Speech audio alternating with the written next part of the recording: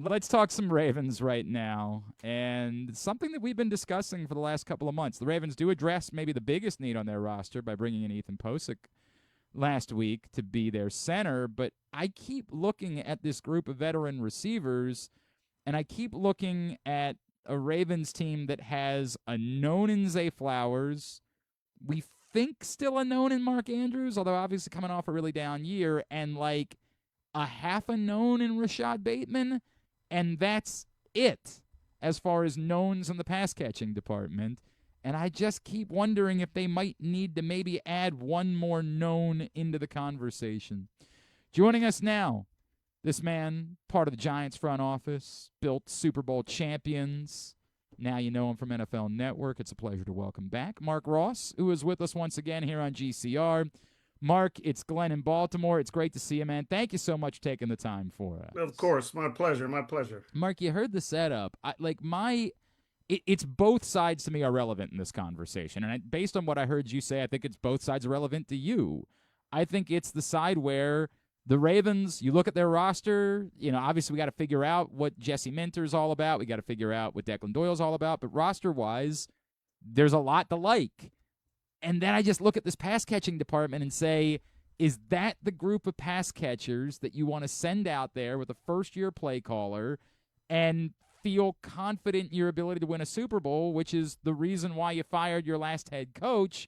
And then I combine that with the quality of the pass catchers that are still sitting there looking for work. And I think to myself, it feels like this should be a match to me before the season begins.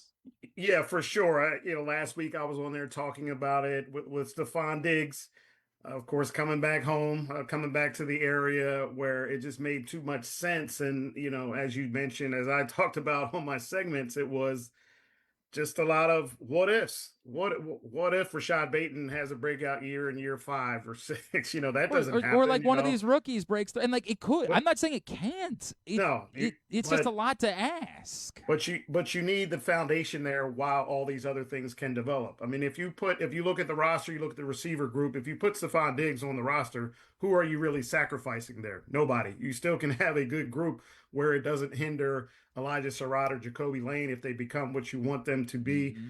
But if you want to be good, stick with the current group. If you want to have someone in there that you're saying on 3rd and 5, we need to make a play, and who are you going to go to? And if you bring Stefon Diggs in here, he showed last year that he can still be that guy, because there were certain games there for Drake May and the Patriots where he just absolutely made the plays whenever they need him to make the plays. Marc, is it just Diggs? Like, I'm not opposed to Diggs. Obviously, there's still some things that he's dealing with legally. But look, I mean, the Ravens drafted Mike Green last year. They've definitely moved on from the zero tolerance policy.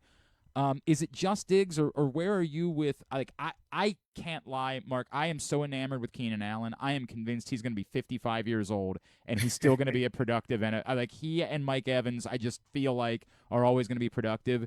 And a lot of people still bring up Deebo Samuel's name to me, like that. Why isn't that in the conversation? Is it just Diggs, or would you be interested in the others at all? Yeah, I think because of Deebo and what he plays and how he plays and how Zay plays, that it's not really a good match of now new offensive coordinator. Maybe he's got these grand ideas, but Deebo is he's not a receiver. He's a football player out there at receiver, moving them around, doing different things. That's when he's at his best. Zay's at his best to me when he's in the slot. So kind of jammed up in there. As you mentioned with Keenan Allen, and Keenan Allen can keep playing like that because of the way he's always played. It wasn't about his speed and all those sort of things. It was about his uncanny ability to uncover and get open and the outstanding hands. So he also might be a good option. But just the Diggs things, all the off the field stuff, as you mentioned, if that's okay, to me, he's still the one. From a football standpoint, the other part of the conversation with Diggs is his personality with a first-year head coach and a first-time play caller. With that, obviously someone who has wanted the ball so much in his life that, like, he wanted out of a place where he was wildly productive in Minnesota just because he had to share catches and reps with Adam Thielen at that point. Like, would that be at all of concern to you, that personality combination of he with a first-time head coach and first-year play A caller? 1,000%. And this has Okay. been him since college, if people don't remember. So this is not he gets the NFL, he gets some money, he changes. I mean, this was part of the issues with him at Maryland when you had to dig in about his personality and some of the things that he did. And he's only proved that in the league. There's a reason why he's been on 4 teams, with going on 4 teams now in 4 years, 5 years, whatever it is. There's a reason for that. If you have someone there that okay can give you the production and is a stand-up character guy, you're going to keep him around as long as possible. So yeah, the shelf life on Stefon is like get a good year out of him, and then it's time to move on. So for the Ravens, from where they are, hey, will he come there for a year and be on his best behavior and do the right things, say the right things? Maybe, maybe not, but is it worth the risk? Possibly. Marc Ross is with us here on GCR, NFL Network, former Giants executive. Marc, the other thought that I have about this that's pressing to me is I think it's easy to say, like, well, maybe you wait and see if somebody gets hurt and then you want to make a move for a receiver. I think it's so imperative you do it now because there are going to be injuries and other teams are going to deal with injuries and they might scoop up these top options that we're talking about that are on the market, and then you're left with the sort of, afterthoughts that are still sitting there if you get to September and you're looking for a receiver. Like, I don't think the answer can be you wait, you look at it, you see how these guys go, because I just think the options are too good for you to risk losing them in that time frame. Yeah, for sure. I mean, you go to the store, you're trying to buy the best cut of filet that you want there. You want to get there early and get that butcher's cut right from the start, not wait to the end of the night where the things have been picked over. And for getting him in on the field, new offensive coordinator, new system, Lamar, the whole deal, get him acclimated and comfortable as much as possible. And then also, as we talked about, the off the field stuff. You get him in early, it's like, okay, how is he going to respond? How is he going to act around? So both on the on and the off field, you can start judging Stefon Diggs and how he'll be with Lamar and then with the whole franchise in the locker room. Marc, depending on let's presume they don't. Let's presume this is the roster, right? Like this is the team. Depending on where you look, the Ravens are either the favorites or slightly behind the Bills in terms of being favorites in the AFC from a betting standpoint. Do they deserve to be viewed like that, or do we still need to see like what this looks like again with a first-year head coach, with a first-time play caller, and given how disappointing last year was for this core? Do we still need to see that before we can accept that the Ravens really should be considered like AFC favorites? Yeah, for sure. I mean, this is the season of hope. I always talk about that when training camp hits, mini camps. Everything's this is why we're going to win the Super Bowl, and all the teams are talking about that for the most part. But as talented as the Ravens seem to be, last year had them winning the Super Bowl, and Mm-hmm. of course that all fell apart. But as talented as they seem to be in a lot of positions, top MVP candidate once again in Lamar, and you still have to go out there and show that these pieces, these question marks can get it done. And as much talent as it is, there's still a lot of question marks. Talk about the receiver group. Trey Hendrickson. Mm-hmm. Okay, everybody's going to assume he's going to do what he did before. Well, guys get old and they hit the wall and they're not as productive before. So, will he provide what he once was? Calais Campbell. I mean, can he keep playing? I He's mean, the 40 guy's years old. 75 He's years old, 40. It's Yeah, insane. can he keep doing it? You mentioned Mike Green. Will he be what everyone thought he possibly could be? Will he step up? The secondary, does Marlon Humphrey has anything left in the tank? After to me a lot of poor showings last season, and Awuzie, can he really be a legitimate starter? So still a lot of question marks. Matabike coming back, is he healthy? Is the neck there? So you go up and down. It's like okay, a lot of hope, but then there's a lot of question marks as well that have to be proven once that first week starts. This one's going to be out there because you just brought him up, right? Like, Marc, we've been trying to figure out why so cryptic all of the conversations about Nami Matabike, right? Like, Hmm. why can't you just say, yeah, he's ready to go? Yeah, like, why can't it be that cut and dry? Why would a front office, Eric DeCosta, when he speaks publicly, Namdi held a football camp this weekend and wasn't made available to speak to the media at that camp. Like, what should we read into that? Because, like, again, all of what we've heard has been he's working his way back. He's in the mix. Yeah.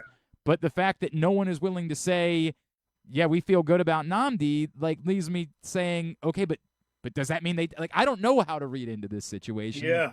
Yeah. It's I always joke like when a player has let's say ACL surgery, and it's always he had a successful surgery. Right. Like that's one of the greatest streaks in sports where you've had successful surgery. Has anyone ever had an unsuccessful surgery? Like, no, they that doctor went in there and they messed that ACL up. So it's always successful. So when you're not really openly talking about how healthy a player is, that's a little bit scary. And for the nature of his injury, an ankle, a knee, a shoulder, okay, here's what it looks like.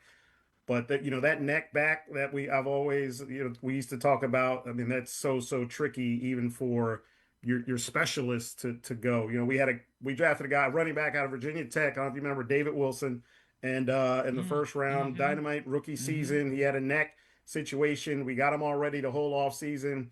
Get him in the first mini camp. He runs into the back of somebody, and he's done. But all off season it was David's going to be fine. David's going to be fine. As soon as he hit somebody, his career was over. So, hopefully that's not the case with Matabike, but those necks and backs are super tricky. You bring up the defense. Are we too reticent to assume that, like, Jesse Minter can just wave a wand, like he's just like a magician, that he can just wave a wand over it and it fixes everything? Yeah, you're counting a lot in that, right? Because of what he did the last few years, and saying a lot of the same question marks we had last year are still here. But this guy's going to be a far superior coordinator than what Zach Orr was. I mean, that's really that we hired him as our head coach for a reason, because yes, he is going to make us significantly better.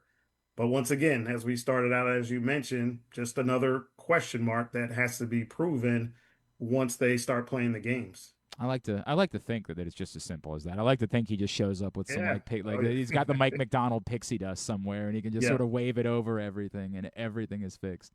Obviously, one of the biggest storylines in the NFL, Mark, is the Los Angeles Rams, and are they just the super team that is going to run through everyone? And I did, as I was watching the segment last week, happen to see that you are incredibly bullish about one particular thing related to the Los Angeles Rams. You really believe that Myles Garrett can be the MVP of the NFL this year? Yeah, I mean that was our hot take segment. So, but I always do my hot takes with based in some sort of reality. And for him, I just talked about how destructive he's been playing by himself. Yes, with the Browns, right? Yeah, and losing all the time. Like, okay, how are you racking up all these sacks when you're losing all these games? And it's okay. Now you're going to get in a situation with a team that will have the lead in most fourth quarters. You're assuming from what they've done the last X amount of years, and now he can just go hunt and go say, all right, they're throwing the ball. We're not down running it and got two or three guys, because the Rams also have some other guys up front that have to be accounted for, unlike, years past with the Browns. So, I mean, he has a chance to really just take his game to another level, just being in a far, far, far superior situation everywhere. I recognize this is football, and so, like, lots of things can happen, but in the context of, hey, we know injuries are real, are we right to assume that the Rams are maybe a notch above everyone else based on what their roster looks like? Yeah, and this is if Matthew Stafford can do it again. I mean, this time last year, I didn't think the guy was going to play. We're talking about backs. Remember he had the back deal. He wasn't even participating in anything until the last week of camp. And I'm like, okay, well, there's no way a 39-year-old guy with a back problem is going to make it through the season.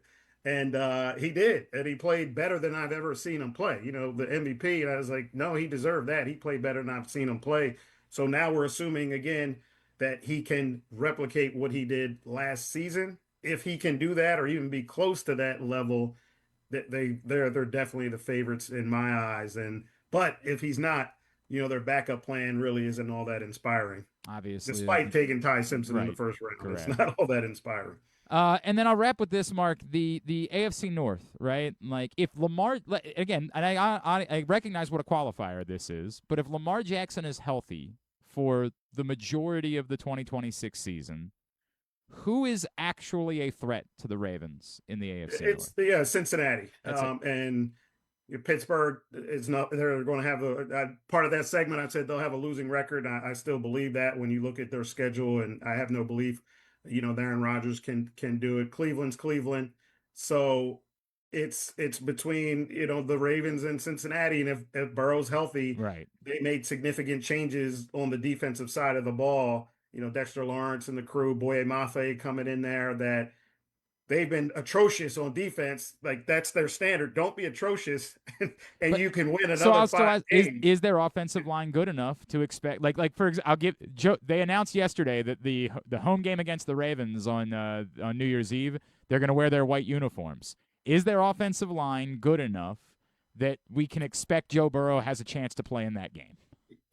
You say if he doesn't make it there. But see, this is the thing with their offense is that they're used to playing with a bad offensive line. That is So true. Joe Burrow's used to that. So that's nothing new for them. That's just unfortunately, but so they can go out there and score 30 even with a bad offensive line, and they've shown that it's okay. We've given up 31 and Right. 32 and Right. 33. That's really been their major problem of their defense has just been awful instead of just average. So get to below average, you could win a few more games. You get to average, and when you look at their additions, they should be significantly better on defense. Marc, I know it's of course, Marc Ross on Twitter, Marc with the C. Is there anything else that we can be plugging for you, man? What we got going? Just the insiders going on right now. Our training camp coverage, back together weekend starts next week, the first. I got Bengals. I got Bengals and There you Browns. They didn't go. give me Ravens this year. They usually give me the Ravens, but I got Bengals Browns. So got some conference rivals there and a few others as well. Marc Ross, always appreciate taking the time for us, man. Thanks so much for doing it. Let's talk again Any real soon, all right? anytime, my pleasure.